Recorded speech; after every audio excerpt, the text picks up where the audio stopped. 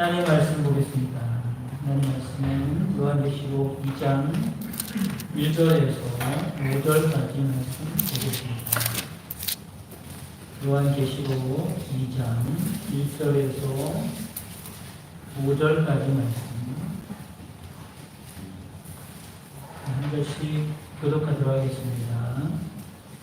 에베소 교회의 사자에게 편지하라. 오른손에 있는 7별을 붙잡고 7금 촛대 사이를 거니시는 이가 이르시되 내가 내 힘과 수고와 내 힘을 알고 너와 간사를 일어나게 하시는 이와 자신이 사로라 하되 아직 자칫 시험하여 그의 거짓된 것을 내가 드러낸 것과 또 내가 참고 내 이름을 위하여 견디고 게으르지 아니한 것을 아노라.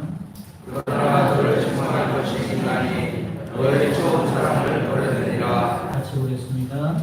그러므로 어디서 떨어진 일을 생각하고 회개하여 처음 얘기를 하지 말라. 만일 그에게 사랑하고 회개하지 아니하면 내가 내게 하소서 이게 죄를 자리에서 누르리라.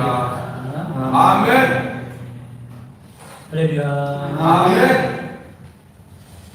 옛날에 어떤 청년이 정착할 교회를 찾아서 이 교회 저 교회를 다녀보았습니다. 그러나 정착할 만한 교회를 찾을 수가 없었죠. 그 이유는 뭐냐면 아무리 찾아봐도 자기 마음에 쏙 드는 완전한 교회를 찾을 수가 없었기 때문에 그렇습니다. 그러다가 유명한 목사님, 스펄전 목사님을 찾아가서 이 문제에 대해서 상담을 했어요. 그런데 그 청년의 이야기를 가만히 듣고 있던 스펄전 목사님이 이렇게 대답을 했다고 합니다. 형제여, 그대가 만일 완전한 교회를 찾게 되면 절대로 그 교회에 등록하지 마십시오. 이렇게 말했다. 청년이 깜짝 놀랐죠. 그러면서 물어봅니다. 아니, 제가 찾던 완전한 교회를 찾았는데 왜 등록하지 말라고 말씀하십니까? 그랬더니 목사님이 이렇게 말해요. 왜냐하면 형제가 교회에 등록하는 순간부터 그 완전한 교회는 형제 때문에 더 이상 완전한 교회가 아니기 때문입니다. 이렇게 말을 하더라는 거죠. 무슨 말입니까? 완전했었던 교회가 완전하지 않은 청년이 등록하는 순간부터 그 교회에는 더 이상 완전한 교회는 아니다. 이렇게 말을 하는 거죠. 이 이야기가 우리에게 무엇을 시사해 줍니까? 먼저는 지상교회 어떤 교회도 완전한 교회가 있어요? 없어요? 없다는 얘기를 하고 있는 거예요. 청년이 찾는 완전한 교회는 없다는 거예요. 그리고 완전한 교회를 찾는 그 청년도 완전하다는 거예요? 불완전하다는 거예요? 불완전하다는 거예요. 혹시 우리 눈에 아무리 완전한 교회처럼 보인다 할지라도 그것은 겉모습일 뿐입니다. 알고 보면요, 그 교회도 완전하지가 않죠. 세상에 있는 어떤 교회도 완전한 교회가 없는 것입니다. 요한계시록에 보면 에베소 교회를 비롯해서 소아시아의 7교회를 말씀하고 있어요. 이 7교회들만 보아도 이 땅에는 완전한 교회는 없다라고 하는 것을 알 수 있습니다. 물론 우리 교회도 어때요? 다른 교회와 마찬가지로 완전하지는 않습니다. 그리고 완전한 교회가 될 수도 없는 것. 그러나 중요한 것은 뭐냐면 교회가 교회다워야 한다는 거죠. 주님께서 원하시는 교회가 되어야 함을 믿으시기를 바랍니다. 아멘. 그러면 주님께서 원하시는 교회는 어떤 교회입니까? 아멘. 오늘 말씀을 들으시면서 우리 교회가 주님이 원하시는 교회가 되어져 가기를 원합니다. 아멘. 완전한 교회가 될 수는 없었고 주님이 원하시는 교회는 이런 교회구나 라고 생각하시고 그런 교회를 만들어 가시기 바랍니다. 아멘. 여러분, 교회뿐만 아니라 우리 성도님 한 사람 한 사람들이 다 교회라는 사실을 알아야 합니다. 고린도전서 3장 16절에 너희가 하나님의 성전이므로 하나님의 성령이 너희 안에 계시는 것을 알지 못하느냐 말씀하죠.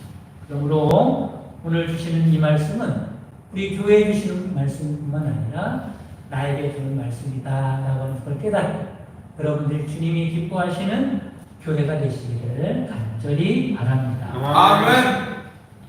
실제로 어떤 교회가 되어야 하냐면 흔들리지 않는 교회가 되어야 합니다. 아멘. 다 같이 따라해 보겠습니다. 흔들리지 않는 교회. 흔들리지 않는 교회. 본문 1절 말씀에 보면 에베소 교회의 사자에게 편지하라. 오른손에 있는 7뼈를 붙잡고 7금 촛대 사이를 거니시는 이가 이루시되 이렇게 말씀하죠. 주님께서 오른손에 뭘 붙잡았다고 말씀하세요? 7뼈를 붙잡았다. 그리고 7 촛대 사이를 다니신다고 말씀하는데 여기서 7뼈이라는 것은 교회의 사자, 즉 사역자를 말하는 거죠. 7금 촛대는 교회를 의미합니다. 그러므로 우리는 이런 믿음이 있어요. 나는 주님이 오른손으로 붙잡은 사람이다 라고 하는 믿음이 있어야 할 줄 깨달으시기를 바랍니다. 아멘. 나는 누구의 오른손에 붙들린 자예요? 주님의 오른손에 붙들린 자다 라고 하는 거죠. 아멘. 그래서 오른손 그러면 힘과 능력을 의미합니다. 아멘. 힘에 붙들린 여러분 주님의 오른손에 붙잡힌 사람을 누가 감히 넘볼 수가 있겠습니까? 그러므로 혹시 어떤 어려움과 환난이 있을지라도 시련 속에 있을지라도 우리가 염려하거나 불안해하지 않는 이유가 바로 여기 있는 줄 깨달으시기를 바랍니다. 아멘. 주님께서 그때 우리를 능력의 오른손으로 지켜주시고 보호해주심을 믿으시기를 바랍니다. 아멘. 우리 감리교를 창설한 요한 웨슬레 목사님이 하루는 배를 타기로 했어요. 그런데 한국에서 출발해서 배가 바다 한가운데까지 이르게 됐는데 심한 풍랑을 만나게 되죠. 보통 풍랑이 아니라 배가 막 뒤집혀질 것 같은 그런 풍랑입니다. 그 배에 타고 있는 사람들이 다 죽음의 공포에 떨게 되었어요. 여러분들도 그렇게 했죠. 저도 아마 그랬을 거예요. 혹시 이게 뭐 잘못될 것 같지만 배가요 이리 기울든 저리 기울든 전복될 것 같아요. 그래 큰 풍랑이 요한 웨슬레 목사님은 어땠습니까? 그분도 역시 죽음의 공포에 떨게 되었어요. 그런데 가만히 봤더니 배 한쪽 구석에서 일단의 무리들이 있었는데 그들은 달랐어요. 그들은 심하게 배가 기웃덩거리는데 언제 침몰할지 모르는데 죽음이 코앞에 있는 것 같은데도 평안하게 함께 모여서 찬송을 하고 기도를 하는 모습을 발견하게 되었습니다. 풍랑이 이제 가시고 잔잔하게 되었을 때 목사님이 그들에게 물어봤습니다. 당신들은 무섭지 않았습니다. 그 질문을 받은 그들이 이렇게 대답했다고 합니다. 무슨 말입니까? 주님이 우리와 함께 계심을 믿는데 우리가 두려워할 이유가 어디 있습니까? 이 말을 들은 요한 웨슬레 목사님은 큰 충격에 빠졌어요. 어떤 충격에 빠졌겠어요? 내가 믿음이 있는 사람이 없는 사람. 내가 그래도 명색이 목사. 목사라고 해도 이런 어려운 가운데, 풍랑 가운데 이렇게 두렵고 떨고 있으니 저 사람보다 내가 얼마나 못난 사람인가. 그리고 집에 돌아와서 자신의 믿음 없음을 통곡하면서 회개했어요. 그때부터 목사님에게 믿음이 하나 생겼습니다.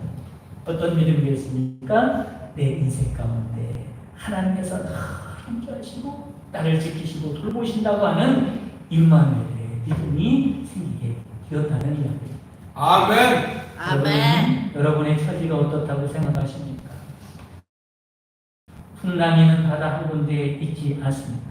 어려운 상황 가운데 처해 있지는 않습니다. 벼랑 끝에 서 있는 것 같이 절박한 상황 가운데 있는 것은 아닙니다. 여러분 그때가 바로 우리의 믿음을 보일 때임을 믿으시기를 바랍니다. 아멘. 이런 상황을 만난 다윗은 시편 139편 8절에서 10절로 이렇게 고백하지. 내가 하늘에 올라갈지라도 거기 계십니다. 수월에 내 자리를 펼지라도 거기 계십니다. 내가 새벽 날개를 치며 바다 끝에 가서 거주할지라도 거기서도 주의 손이 나를 인도하시며 나의 주의 오른손이 나를 붙드시리이다. 아멘. 이 사실을 잘 알고 있던 다윗은 시편 6편 8절에 이렇게 또 고백합니다. 내가 여호와를 항상 내 앞에 모시며 그가 나의 오른쪽에 계심으로 내가 흔들리지 아니하리로다. 아멘. 하나님은 다윗의 고백이 여러분의 고백이 되시기를 간절히 바랍니다. 아멘. 하나님이 원하시는 교회는 어떤 교회요? 어떤 상황 가운데서도 흔들리지 않는 교회를 하나님이 원하신다라고 하는 겁니다. 두 번째는 어떤 교회가 되어야 할까? 서로 칭찬하는 교회가 되어야 할 줄 믿으시기를 바랍니다. 아멘. 따라서 서로 칭찬하는 교회. 서로 칭찬하는 교회. 본문에 보니까 주님은 칭찬의 명수가 주님은 최고의 격려자이시고 주님은 우리의 작은 일에도 칭찬을 아끼지 않는 분입니다. 아멘. 주님 앞에서 어떤 일을 해도 주님은 나를 칭찬하신 분임을 깨달으시기를 간절히 바랍니다. 아멘. 설령 책망할 일이 많이 있습니다. 주님은 먼저 칭찬을 아끼지 않는 분입니다. 칭찬부터 하시는 주님이시죠. 오늘 본문을 봐도 그렇지 않습니다. 그런데 여러분 우리는 어떻습니까? 혹시 칭찬과 격려에 인색한 사람은 아닙니다. 여러분 칭찬과 격려가 풍성한 여러분 되시기를 간절히 바랍니다. 아멘. 자녀가요 시험을 다닐 때 70점을 맞아왔다고 생각을 해보세요. 보통 부모님들은 어떻습니까? 야 수고했다. 너무 잘했다. 70점씩이나 맞았으니 중간에 되는 50점에서도 한참 높이 70점까지 맞았으니 정말로 잘했다. 이렇게 칭찬하기보다는 이렇게 말하죠. 야 100점은 고사 90점도 아니고 80점도 아니고 70점이 뭐냐? 이게 점수라고 받아왔냐? 그러면서 칭찬, 격려 대신에 책망하기가 쉽습니다. 그냥 부모의 마음이 안타깝기 때문에 그런 건 알지만 그래도 여러분 칭찬하는 사람이 되어야 할 줄 믿으시기를 바랍니다. 아멘. 아멘. 여러분 책망은요 그 사람에게 도움이 되지 않습니다. 책망을 하면 다음에 더 잘할 수 있을까? 그래 안 그래? 그럴 수 있어요. 그렇죠? 그러나 그 자녀는요 그 과목에 대해서만큼은 흥미를 잃어버리게 될 것입니다. 열심히 한다고 해도 그 과목이 좋아서가 아니라 점수 때문에 혼나지 않으려고 열심히 하는 거예요. 멀리 내다본다는 자녀를 망치는 일입니다. 여러분 성도들 사이에서도 칭찬과 격려를 아끼지 않은 여러분 되시기를 간절히 바랍니다. 아멘. 물론 아멘. 못하는 것도 있고 못마땅한 것도 있을 거예요. 실수할 때도 있을 겁니다. 부족한 점도 있을 거예요. 그러나 이런 것을 지적하기보다도 칭찬하고 격려하는 사람이 되어야 합니다. 아멘. 잘하려고 노력하게 될 것이고요. 교회가 사랑으로 치는 교회가 될 것입니다. 아멘. 앞에서 말씀을 드렸지만 완전한 교회는 없는 겁니다. 성도들도 마찬가지입니다. 완전한 사람이 어디 있어요? 저도 사람을 상대할 때가 많이 있는데 완전한 사람이 없다는 것을 늘 깨닫습니다. 실망할 때가 많이 있어요. 처음에는 야, 저 사람 참 대단하네. 거의 완전한데 참 좋은 사람이네 생각을 하고 접근해보고 가까이 가보면 그 사람 역시 단점이 있다는 것을 알게 돼요. 그래서 저는 사람을 보면서 어떻게 생각하냐면 이 정도는 돼야지 이러면서 이것도 못마땅하고 저 사람은 저것도 못마땅하고 저것도 못하나 이것도 못하나 그렇게 생각하다 보니까요 사람을 정말 책망하고 마음에 들지 않는 것이 너무 많은 거예요. 생각을 좀 바꿨어요. 어떻게 생각하냐면 이 정도는 돼야지가 아니라 이 정도면 됐지 이렇게 생각하라. 이 정도면 됐지. 더 바라는 것은 저의 욕심이고요. 독성입니다. 다른 사람이 저를 봐도 완전하지 않은 부분이 있을 텐데 다른 사람이 완전하기를 바란다면 그건 위선이죠. 배로나온 거 아닙니다. 저 정도는 됐지 하는 눈으로 바라보면요 칭찬거리가 많더라고요. 따라하겠습니다. 저 정도면 됐지. 저 정도면 됐지. 저 정도면 됐지 뭐. 활동 말하겠어요. 그러면 그 사람이 이것도 이쁘고 이거 저것도 이쁘고. 여러분 우리 교회가 서로 칭찬이 넘치는 교회가 되기를 간절히 바랍니다. 아멘. 칭찬을 왜 해야 하나? 라고 하는 것을 좀 알아봤더니 칭찬의 장점이 이런 것이 있더라고요. 칭찬은 칭찬을 낳는 사람. 칭찬받는 사람은 다시 칭찬을 받으려고 노력을 하고 그 칭찬이 그 사람을 변화시킨다고 해요. 돈은 짧고 칭찬은 길다 이런 말이 있더라고요. 돈은 순간적인 기쁨과 격려를 주지만 칭찬은 평생의 기쁨이 돼요. 자신에게 먼저 칭찬할 줄 알아야 한다고 합니다. 여러분 자신에게 먼저 칭찬할 줄 알기를 바랍니다. 아멘. 자기 자신을 칭찬할 수 있어야 남을 칭찬할 수 있다. 그리고 누구나 칭찬할 수 있어야 합니다. 아무리 나쁜 사람이라고 해도 찾아보면 칭찬거리가 많은 거예요.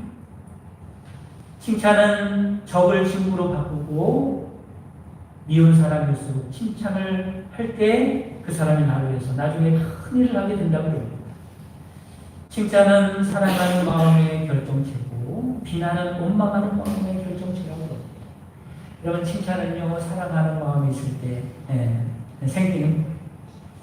칭찬은 목마른 사람에게 물을 주는 것이랍니다. 사람은 누구나 칭찬에 목말라 있지 않습니까?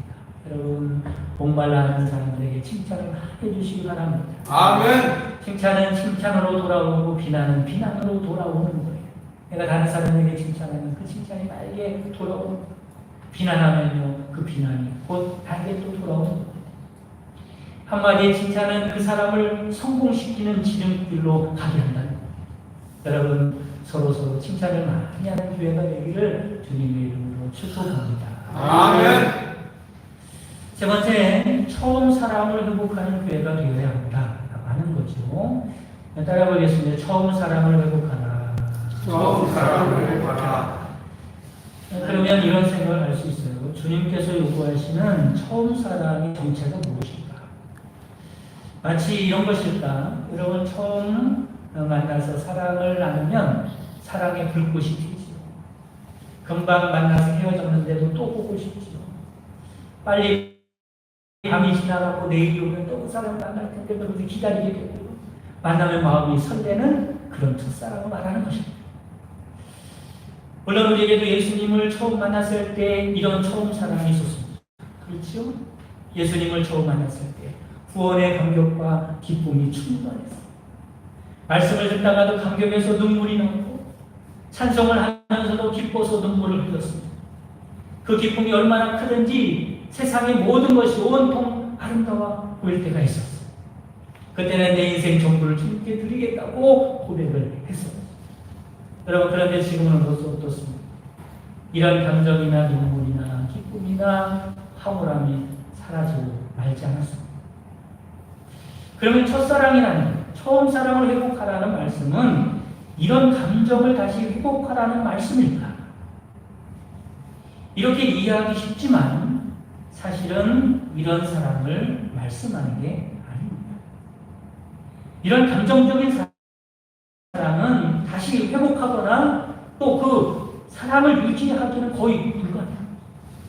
주님께서 요구하시는 사랑은 이런 감정적인 사랑이 아니라 감정을 넘어선 성숙한 사랑이라는 것을 깨달으시기를 간절히 바랍니다. 아멘. 아멘. 이런 재미있는 이야기가 있더라고요. 시골 할머니가 콩을 털고 있는 모습을 보고 누가 이런 말을 했어요. 콩을 막 터는 거예요. 옛날에 이렇게 마당에 앉아서 콩 터는 경우가 많잖아요. 그걸 보고 이렇게 말합니다. 저 할머니가 털고 있는 콩은 밥으로 떡으로 들어갈 것이고 콩깍지들은 사랑하는 청춘 남녀의 눈 속으로 들어가게 될 것이다. 여러분 그 콩깍지 덕분에 남녀가 서로 사랑하고 연애를 시작하게 되는 겁니다. 여러분 다들 이 사랑의 콩깍지를 한 번쯤은 씌워본 적이 있으시죠? 있어요 없어요? 다 있으시고 그때는 어때요? 서로 만나면 가슴이 설레고요. 서로 다 이뻐 보이고요. 좋아 보이고 사랑스러워 보입니다. 그뿐입니까? 덩달아 이 세상이 온통 아름답게 보이죠. 하늘을 날 것 같은 기분입니다. 황홀한 느낌입니다. 이것을 보고 핑크렌즈라고 하더라고요. 핑크렌즈 효과. 이 핑크렌즈 효과는 사랑에 빠진 사람의 뇌 속에 분비되는 도파민이라고 하는 호르몬의 영향입니다. 사랑의 콩깍지가 쉬운 거지. 그러나 아쉽게도 이 사람의 콩깍지는 유통기한이 있답니다. 뭐가 있다고요? 유통기한이 있어요. 짧게는 3개월, 길으면 3년. 보통은 1년 정도 유지된다고 그럽니다. 그런데 아쉽기는 하지만 유통기한이 있는 게 다행인 줄 알아요. 그렇지 않고 만약에 남녀간의 평생 이런 콩깍지 사랑이 계속된다면 그 사람들은 얼마 살지 못하고 죽을 것입니다. 왜냐하면 계속해서 마음이 설레고 마음이 두근거리고 파물하다면 그것은 수명을 단축시키는 일이죠. 왜냐하면 그것이 스트레스이기 때문에 그렇습니다. 설레고 두근거리고 황홀하다면 살 수가 없습니다. 그런데 이 사실을 잘 모르는 연인들은 연애하다가 한 3년 지나면 콩깍지가 벗어지는데 그럼 어떻게 생각하냐면 마음이 변했나 보다. 사랑이 끝났나 보다. 이렇게 생각하고 헤어지는 경우가 많습니다. 뭘 잘 모르는 사람들. 여러분 진짜 사랑은요 콩깍지가 벗어진 이후부터 시작된다는 것을 알아야 합니다. 지금까지는 할머니가 털었던 콩깍지 덕에 했던 수동적인 사랑이에요. 이제부터는 서로 자신들의 노력으로 만들어가는 진짜 성숙한 사랑을 할 때가 된 거죠. 마찬가지로 처음 사랑을 회복하라는 말씀은 예수님을 처음 만났을 때 그 설렘과 기쁨의 감정을 회복하라 이런 말씀보다는 이제 성숙한 사랑을 위해 노력하고 수고하는 사람이 되라고 말씀을 하고 있습니다. 아멘. 어떤 노력이 필요합니까? 5절에 그 말씀입니다. 그러므로 어디서 떨어졌는지를 생각하고 회개하여 처음 행위를 가지라 말씀합니다. 처음 행위를 가지라. 이 말씀의 전체적인 의미는 처음에 하나님과 약속했던 것을 생각하고 그것을 지키는 자가 됩니다. 그러니까 회복의 의미는 감정적인 회복이 아니라 하나님과의 맺었던 언약의 회복을 말합니다. 이해하기 쉽게 신랑신부 결혼할 때요 혼인 서약을 하는데 혼인 서약의 내용이 이렇습니다. 그럼 무엇이 처음 사랑인가를 한번 생각하면서 들어보시기 바랍니다. 우리는 신부고요. 예수님은 신랑 아닙니까? 이렇게 우리가 약속했어요. 신부 누구누구 양은 우리 집 누구누구 양은 예수님을 남편으로 삼아 이제부터 평생토록 하나님의 명령에 따라 괴로우나 즐거우나 가난하거나 부하거나 병들거나 건강하거나 어떤 환경 중에서라도 신랑을 귀중히 여기고 사랑하며 순종하여 오직 이 신랑 하나만으로 남편으로 삼아 평생토록 이 약속을 지키기로 하나님 앞과 여러 증인들 앞에서 굳게 서야 합니다. 우리가 예수님을 처음 만났을 때 이런 혼인 서약을 하는 것과 같습니다. 5절 말씀입니다. 그러므로 어디서 떨어졌는지를 생각하고 괴로울 때 그랬나? 가난할 때 그랬나? 병들었을 때 그랬나? 부할 때 그랬나? 어디서 떨어졌는지를 생각하고 회개하여 처음 행위를 하죠. 내가 주님을 끝까지 따르겠습니다. 주님의 말씀을 따르겠습니다. 라고 했던 그 처음 사랑을 다시 회복하라고 말씀을 하고 있는 거죠. 이 처음 사랑은요, 성실성입니다. 성실성. 우리가 살다 보면 주님과 멀어질 때가 많습니다. 주님을 생각하지 못할 때가 많습니다. 주님의 말씀대로 순종하고 살기보다는 세상을 쫓아 살아갈 때가 많습니다. 여러분, 언약을 회복하는 여러분 되시기를 주님의 이름으로 축복합니다. 아멘. 사랑하는 성도 여러분, 우리 교회가 또 여러분 한 사람 한 사람이 주님께서 원하시는 교회가 되기를 간절히 바랍니다.